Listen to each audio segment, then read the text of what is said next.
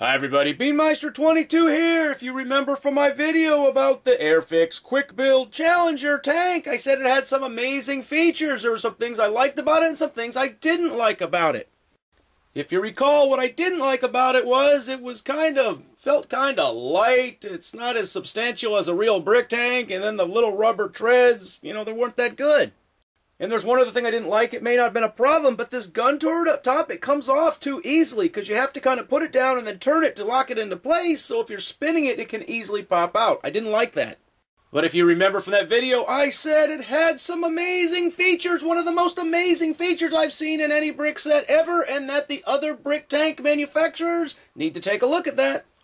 As you watch my lovely assistant disassemble this tank, you will see, look at that deck. It's several pieces, and it kind of goes over the side, so it's also the side pieces as well as the deck. Which is much better than a lot of the other brick tanks out there have one big flat piece for a deck, which I hate because they never go on well. You got to try to line them up and press them down. And then you can get one end or one side to pop in where it's supposed to be, and the other side will pop out, and sometimes it's horrible. I hate the single piece decks.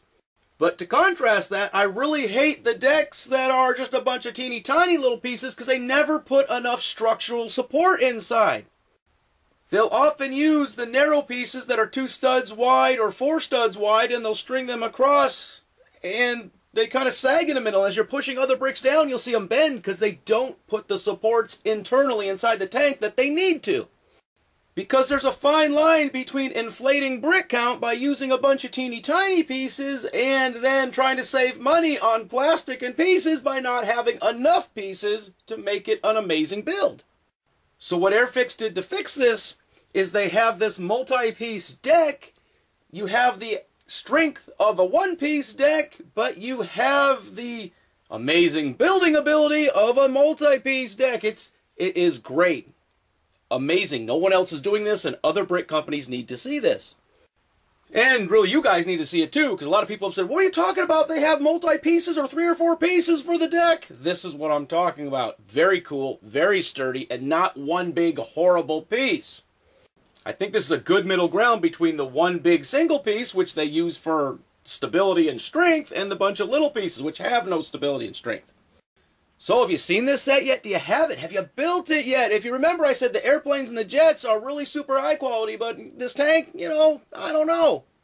And I stick by that statement. The jets and airplanes are amazing. This tank, it's so-so. If you want to collect them all, yeah, you got to get this tank, and you got to get the Lamborghini, which I just built. But if this tank is the first one you ever buy in this quick build product line, you're going to buy it and you're going to say, well, that's not impressive. I don't like it. So do not buy this one first. Buy a jet or an airplane first so you can see the amazing quality and how amazing it goes together. So what do you think? Today we looked at the Airfix QuickBuild Challenger tank. No glue, no paint, just build. It's a combination of a model kit and a brick set.